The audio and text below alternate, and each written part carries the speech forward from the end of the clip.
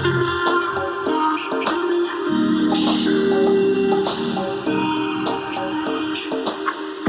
are listening to Awake in Relationship, a podcast about intimacy, community, and culture in a time of great change, with Silas Rose.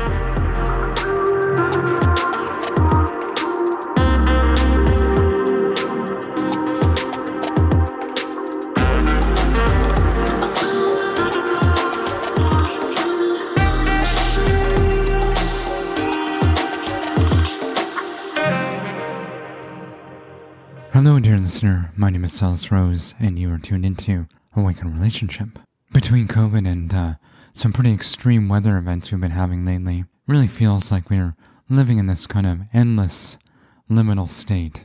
One of the core tenets in Buddhism is impermanence. Life is often punctuated with transitions and change. It's a rare individual that welcomes change. For most of us, transitions, when they come, especially when they're unexpected, like a divorce or loss of a job, the death of a parent, or even a pandemic, we tend to freeze and just try to hold on to whatever ground we have left, even if that ground is a source of great suffering. Many listening to this podcast are probably familiar with the Tibetan Book of the Dead. This text is a unique collection of teachings, really on how to navigate the liminal state, or what's known as a bardo.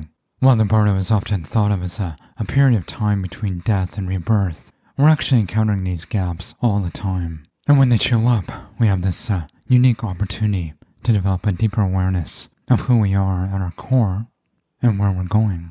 The key to successfully navigating the bardo really depends on our ability to stay present and not freak out. With the power of mindfulness, it really is possible to meet uncertainty with openness. Mindfulness is like a lamp. It's a light that guides us through the darkness of transition to a place that reflects our highest aspirations rather than our fears. In this episode of Awake in Relationship, we welcome back a return guest, Susan Gillis Chapman, Buddhist teacher and author of the 5 Keys of Mindful Communication. In this conversation with Susan, we talk about the bardo of life and how to meet changes, both big and small, with compassion and courage. We also discuss the role of mindfulness meditation for working with anxiety and fear around change, as well as some self-care practices for big transitions. If you tuned into my previous interviews with Susan, you know that she's someone that's really steeped in deep practice, but also has kind of walked the long road with her own personal experiences of bardo and uncertainty. If you're really feeling the collective cultural limbo we're all in right now with COVID, or perhaps just going through a really personal big change, I think you'll enjoy this episode.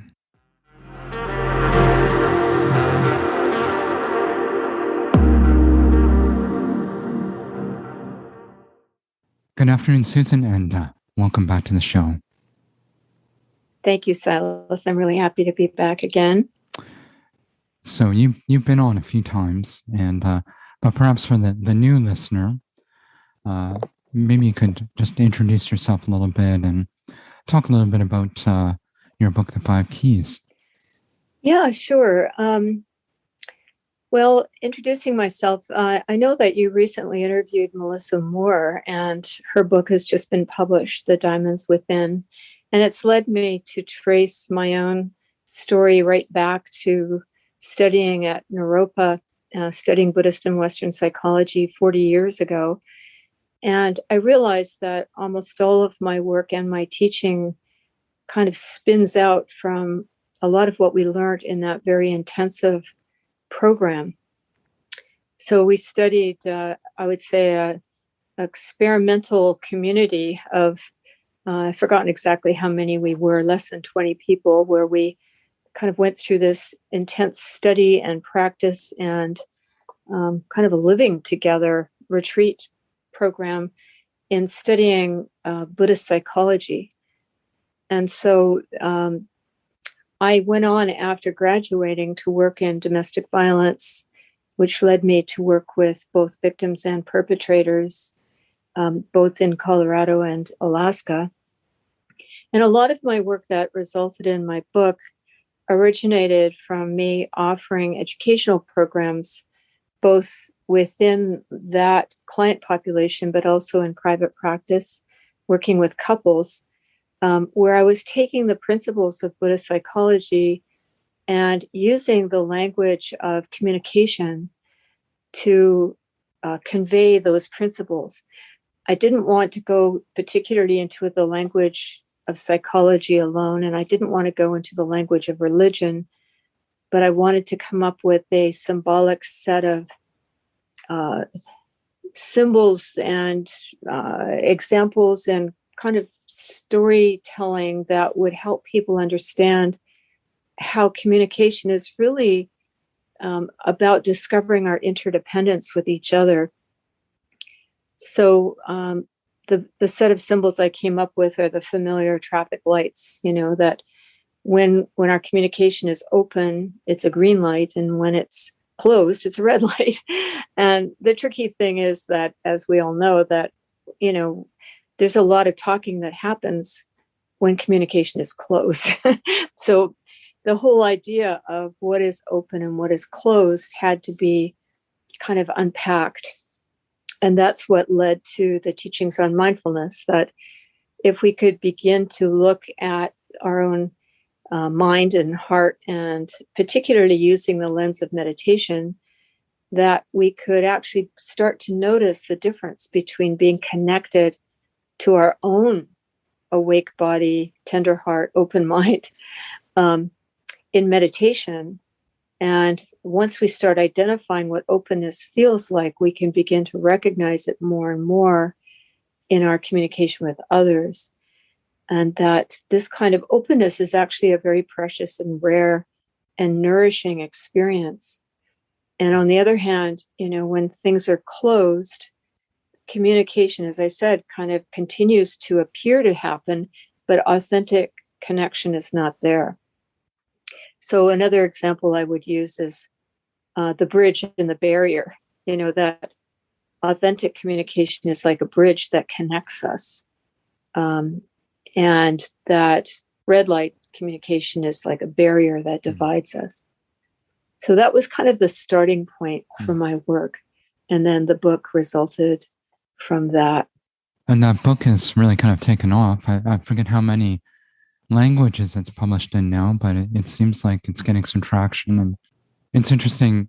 This conversation is really evolving out of previous discussions we've had, related to kind of personal journey, particularly with cancer, and going through a big transition. And that really much relates to the yellow light that you discuss in the book. So talk us through a little bit about yellow light and where your thoughts are going these days with writing and your teaching. Yeah, that's a really timely question, because literally last night I started to work on the fourth draft of my new workbook. And that's exactly where I ended up, that I've gone all the way back to square one with the 5 keys and identified each of these steps, each of these practices as having this potential for a process to take place. That there's a process. It's not just you're open and then you're closed, or you're open and closed back and forth. It's actually that there's a process that occurs, particularly when we're triggered.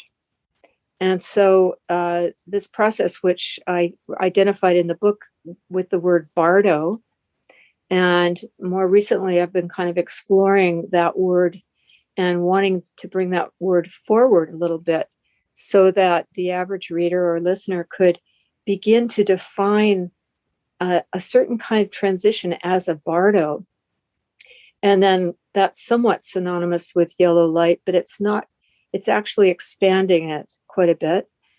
And so looking at, like, for instance, it's much more common for people to say, I've been triggered. I was triggered by what you just said, or I was triggered by what I heard, or the trigger warnings and so forth. So here the invitation is to look at what that means and notice what is the journey or the process that occurs between that moment and reconnecting to either openness or solidifying into being closed. So the openness is a fluid kind of experience of being present. Closed has more of a fixated or frozen, I call it toxic certainty. In other words, you can easily, when you're triggered, you can easily be persuaded to hang on to a rigid set of opinions, something that is appealing because it offers security and stability in a kind of a groundless experience. So it's really, and there's a lot of parallels there to the Tibetan Buddhist teachings on the bardo, which can be applied to any kind of gap in our life, not just traditionally it was referred to as part of the after-death experience. But I'm looking at these transitions, these yellow light experiences, and I'm looking with a little bit of a close up into the process right now compared to what I was doing when I originally wrote and taught on the 5 keys. It seems very timely in the sense that we're in kind of a political culture right now where people are essentially retreating to their respective camps, be it left or right. And that makes me curious about the origins of these teachings a little bit more and the relevance to this particular time. So you mentioned the Tibetan Book of the Dead, and I'm sure many people tuning in to this podcast are probably familiar with that text. Can you give a little bit of a Cole's notes on what that is? Yeah, sure. The Tibetan Book of the Dead, which is poorly named, there was some criticism about that translation because it makes it sound too much like the Egyptian Book of the Dead, or sort of this rather trippy kind of I don't know, view of the afterlife. But in fact, it's a very profound text for practitioners of Tibetan Buddhism that helps you to recognize the true nature of your mind during the process of dying and in the process that occurs after death and before you're reborn again. So it's based on the belief system that all of us are recycled, that human beings don't disappear at death, but that there is not just human beings, all beings are continuously being reborn, which, by the way, I think is a very helpful view for those of us worried about the climate crisis because it invests in the future in a particular way. And so these teachings about identifying stages in this interval between death and rebirth can be 100% applied to any kind of interval. For instance, the interval between falling asleep and waking up in the morning, or an interval, now we can get more specific about different bardos in everyday life, like what happens when your partner walks out on you without warning, or the shock of losing your job, or the wildfire takes your home, or for all of us, this pandemic and the groundlessness and the disorientation when so-called normal life disappears. And that's why I agree with you. It's a very relevant set of teachings for these times, because the basic teaching of the bardo, going back to your original question, is that there are some instructions one can follow to prevent one from going into what I would call a red zone. The red zone being these kinds of not just personal, but social realms in which what we call klesha, or I call red light emotions, dominate and are driven by fixated ideas. And so there's something very luring about those realms when you're feeling groundless. So the Tibetan Book of the Dead has lots of cautions about be careful not to be drawn into these realms, and learn how to, you could say, tread water, learn how to, as Pema Chodron, the famous Buddhist teacher, says in almost every title of every book, when things fall apart, or be comfortable with uncertainty, it's all about learning how to handle fear and groundlessness in a way that allows you to stay open rather than shutting down. And that's really where I've kind of come with my most recent kind of draft of my book, which is to really look at specifically all of the ways that we're challenged to shut down, and how do we actually just keep coming back to this trust in the yellow light, and sort of different ways that, and then I realized that a lot of that was already embedded in my book, The Five Keys, but I think it needs to be expanded upon. It's hard to divorce the Tibetan Book of the Dead from the underlying or foundational Buddhist teachings on impermanence and emptiness, luminosity, and certainly the path of meditation. How do you see mindfulness helping us to kind of navigate through the bardo? Mindfulness is hugely, I would say, beyond important. I would say it's essential. And it brings me back to some of the Tibetan teachers who commented that mindfulness is sort of a basic training of the mind. And that, it's sort of like they often use the example of training a horse. Like when you have a trained horse, the horse will do and go where you want. But if you have an untrained horse, it'll take you wherever it wants. And mindfulness is really kind of a fundamental ability to connect with present moment reality, right? And so again, using the green light symbol, when you're mindful, you're actually attuned to present moment reality. And the way that we're attuned is through what I call awake body, tender heart, and open mind. Those are the three synchronized functions that bring us back to reality and are functioning when we're in reality. So from that point of view, mindlessness is being out of reality. And we have lots of different words for that. But basically, imagine when you're driving the car mindlessly, you're at risk of, driving off the road or hitting someone. So mindfulness is really, I know it's a very popular term right now, and I think it's wonderful that it's being taught in schools. It's exactly what children need to learn.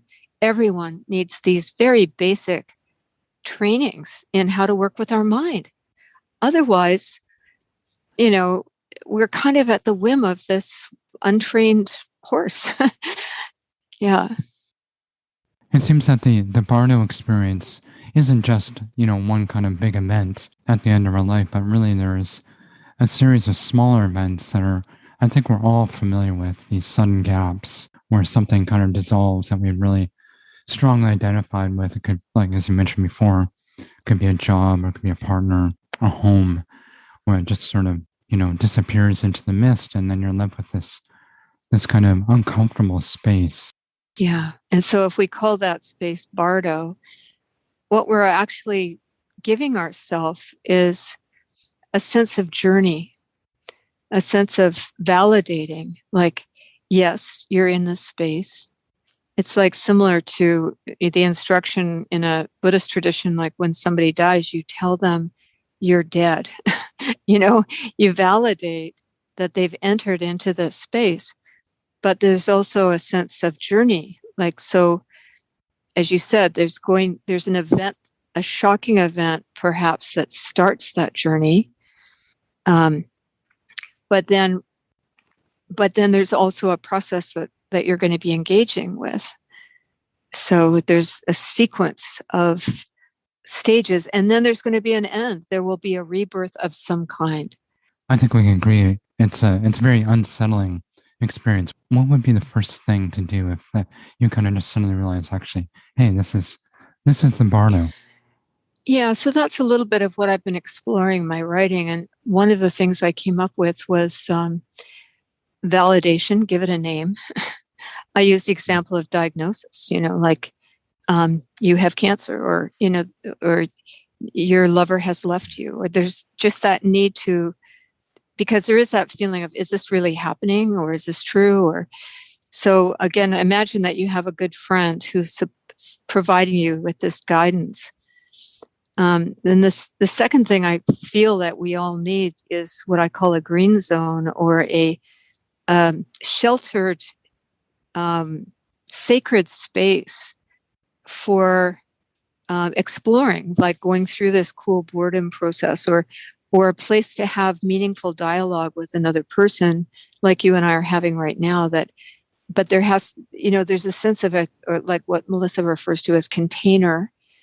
So having a safe place, whether it's a park bench somewhere, where when you sit in that space, you are able to be present with whatever's going on. This is what your meditation corner of the apartment could be, or but I call it a green zone because it's protected by boundaries. Because I do feel that we're very vulnerable in a bardo, and therefore we're very susceptible to, influences. So this idea of a safe, trusted friendship, or a trusted practice that we do, and then I think taking it from there, I have, something I call a restorative dialogue, which is being able to invite in the parts of ourselves that have been lurking in the background that we're so afraid of. And this goes back to a phrase, background anxiety, that my teacher used. And I've identified, 5 examples of those. And normally those are cocooned. Those are fears that are hidden. They're not obvious. So in my book, I think I called these the 5, yellow light fears. And so, for instance, they would be like, I'm afraid I'm unlovable. I'm afraid I'm unforgivable. I'm afraid I'm unwelcome. I'm afraid I'm powerless. I'm afraid I'm unworthy. So, those core fears have been hidden by our normal, coping mechanisms, our defense mechanisms. But often in a bardo, they're revealed. And it takes a very trusting, compassionate conversation with another person. This is, of course, what a lot of therapy is. But we can also do that for ourselves by allowing those fears to come forward and then listen to them with this awake body, tender heart, open mind. So we're really actually restoring confidence in our goodness. I know this is kind of a finger painting question because you're still working out the ideas, but how do the 5 keys sort of relate to helping people to navigate through big transitions? And it might be good to just do a quick recap. Yeah, so the 5 keys come from a Buddhist teachings called the 5 Buddha families. And it's really a mandala principle similar to medicine Buddha, or medicine wheel,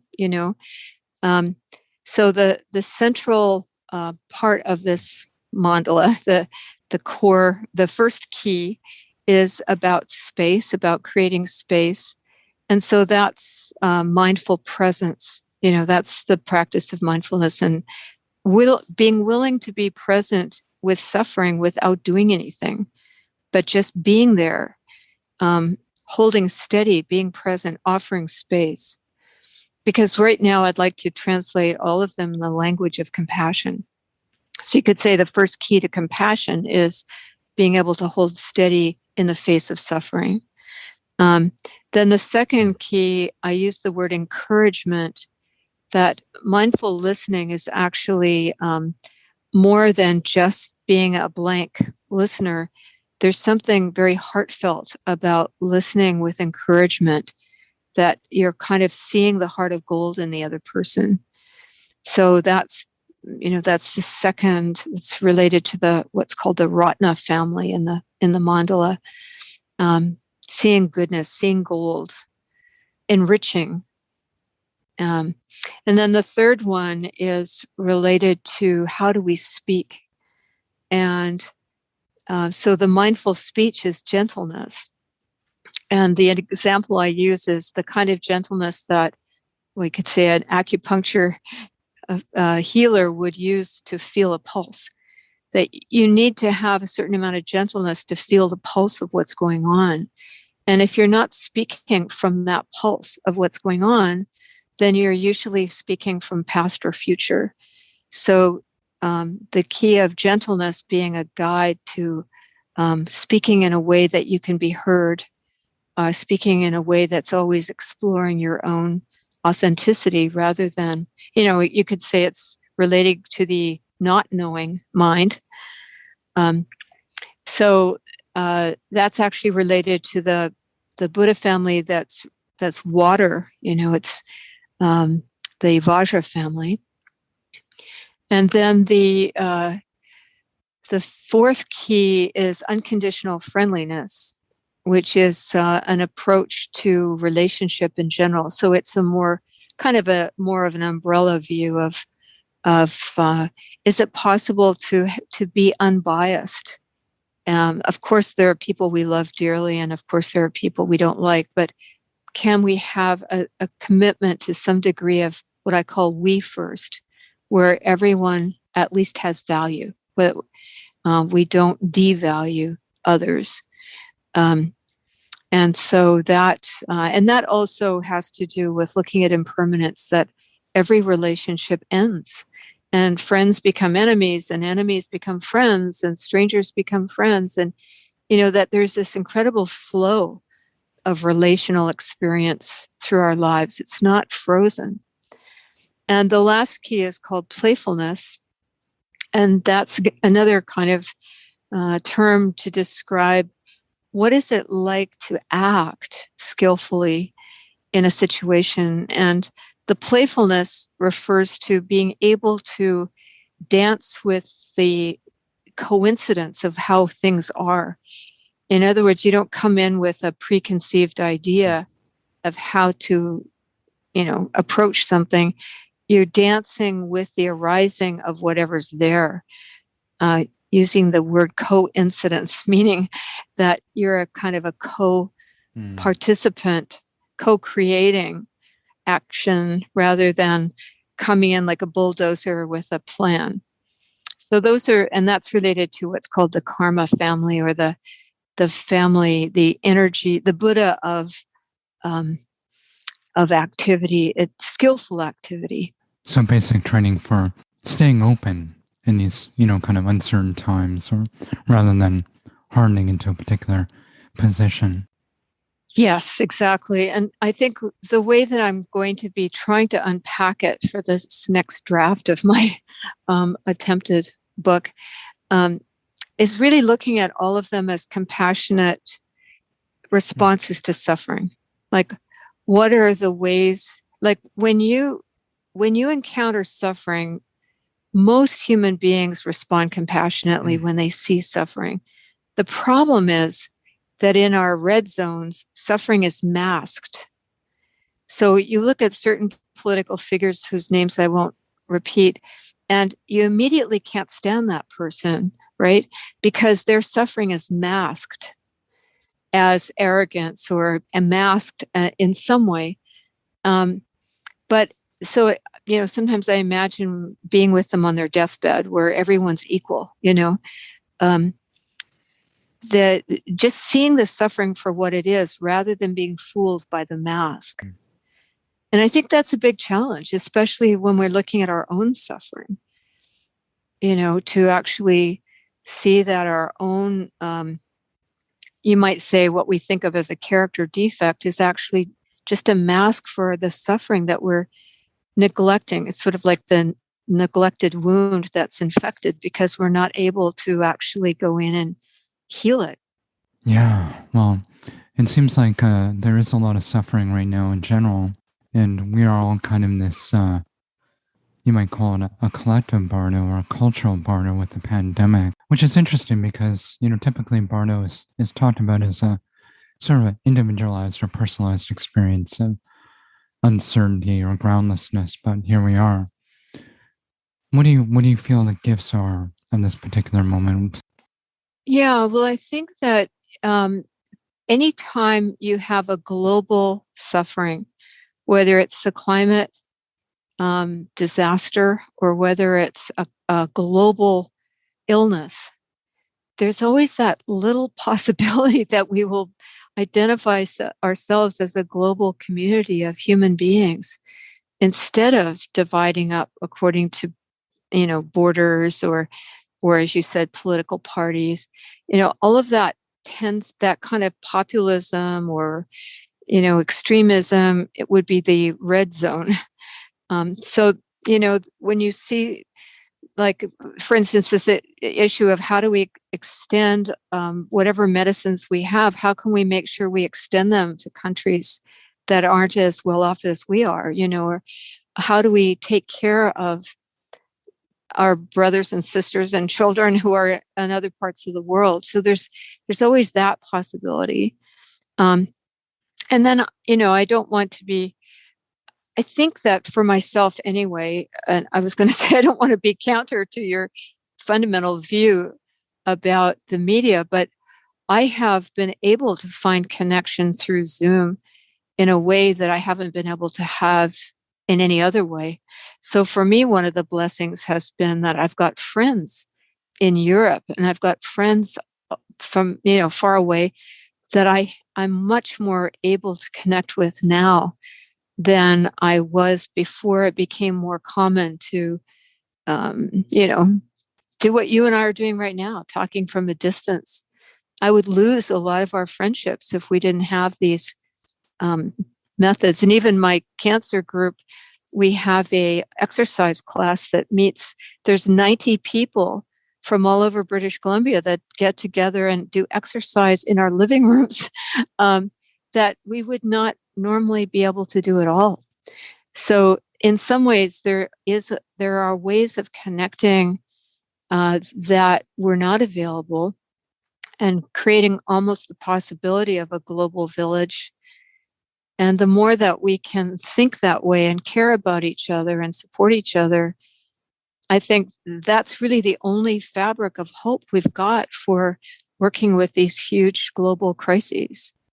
Well, this is probably a great place to end our conversation, and I'm really excited to hear more about this new thread, because I do believe it's good medicine for these times. So, Susan, thank you again, and we'll have you back. And how can people learn more about you and your work? Well, thank you. I'm a little behind in upgrading my website, but I do have one. It's susangillischapman.com. And I guess just stay tuned.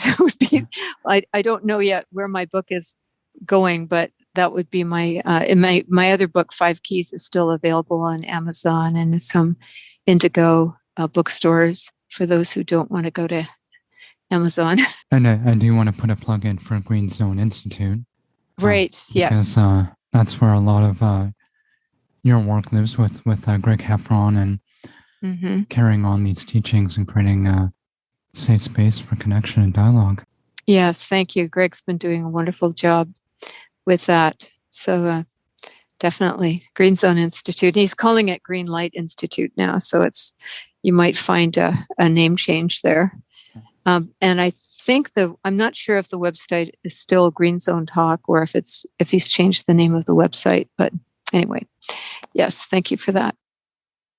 I always so appreciate my conversations with my Dharma friend, Susan. If you want to find out more about her work, head over to susangillischapman.com, and you can find her book, The 5 Keys of Mindful Communication, at all major booksellers. I'll be sure to put some links in the show notes at awakenrelationship.com. While you're there, sign up for the newsletter. And if you enjoyed this episode and other content on Awaken Relationship, I'd really appreciate just taking a quick moment to give me some stars on Apple or Spotify, where you listen to podcasts. It really helps me to grow the show. So thank you, and I always welcome your feedback.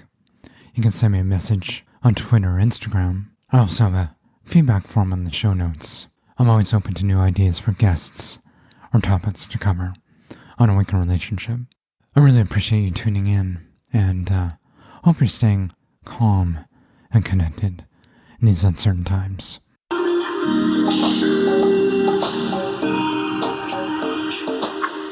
Thanks for tuning in to this episode of Awake in Relationship.